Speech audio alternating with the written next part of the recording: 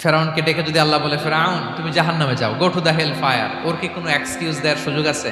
কারণ তুমি দুনিয়াতে কি করেছো তোমার চেয়ে ভালো কেউ আর জানে।